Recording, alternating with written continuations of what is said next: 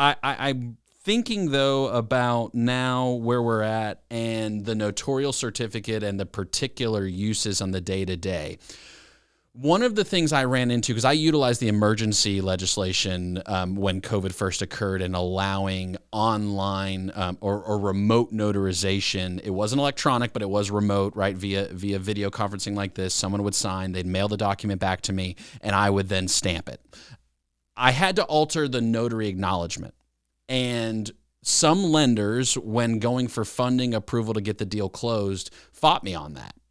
And so I'm wondering, practically speaking, would a standardized notarial certificate to be used solely during electronic notarization be a potential solution? I think about California. They get bashed for a lot of things they do, but one thing I do appreciate that they've done is they've created a standardized notarial certificate. Yeah, I think the answer is absolutely yes. Yeah, okay. I think that's a great idea. Okay.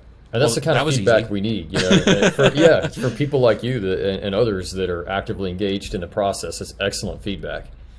Yeah, it's just one of those things, like, because we want to work together, right? I think for a long time there's become this blame game in real estate, and you're probably familiar with it. Not that you're someone who blames or I'm somebody who blames from my perspective, but there are people that do the blame game in real estate. Well, why isn't the deal closing today? Well, we're not ready yet. Lender doesn't have this. Oh, attorney didn't get us tighter. Blah, blah, blah, blah, blah. When we're really supposed to be working together for the client.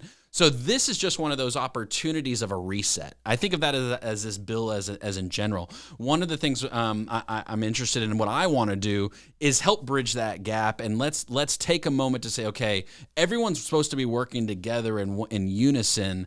Can electronic notarization and really the streamlining of closing and mortgage packages bring all of the groups together for a singular focus of making the best possible transaction for the customer?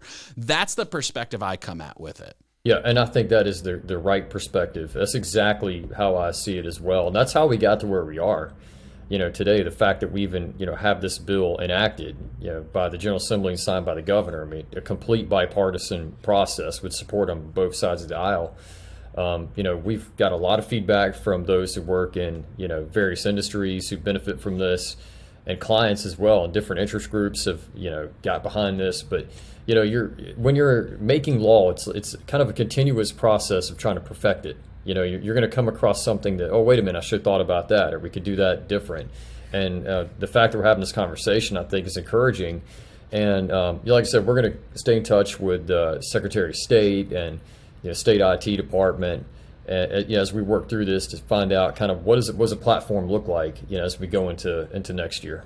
Yeah, user experience, right? A lot of it's going to be user experience for the consumers, and if you're going to have multiple platforms with different lenders all getting to choose which one's going to be used, it's exciting, right? It's not light work. I mean, let's be honest. This is as lean as this bill is, and I've got it right here. What do we look at? We looked at 14 pages, Representative Hardister. 14 pages. That's got to be one of the leanest bills there are right now at the state level.